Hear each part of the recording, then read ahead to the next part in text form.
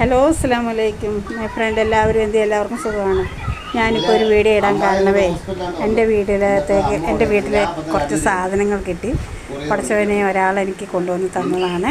അത് ഞാനൊന്ന് ജസ്റ്റ് കാണിക്കാം കേട്ടോ. 5 കിലോ അപ്പോൾ അരിപ്പൊടി, ഉഴുന്ന്, പൊടിയരി, തേയില, ചെറുപയർ, വെളുത്തുള്ളി,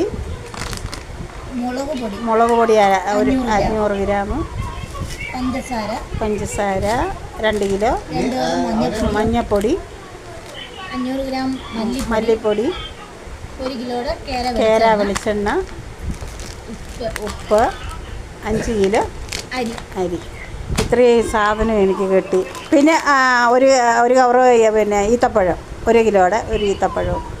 ഇത്രയും സാധനം. ഇത് അമ്മുമോളെ, ഇതെൻ്റെ അമ്മുക്കുട്ടിയാണ്. അതെൻ്റെ മരുമോനാണ്, അവിടെ ഭർത്താവാണ്. അനിയത്തി വന്നിട്ടുണ്ട്, അവിടെ അപ്പുറത്തോട്ട് നിൽക്കുകയാണ്.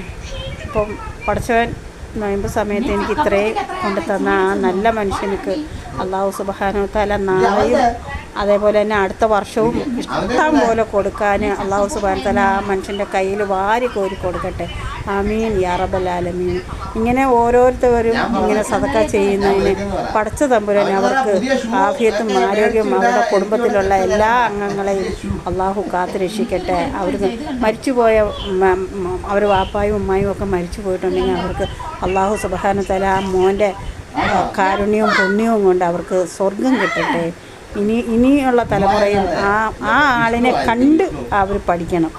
ഇതാണ് സ്നേഹം. ഈ വലത് കൈ കൊടുത്താൽ ഇടത് കൈ അറിയില്ല.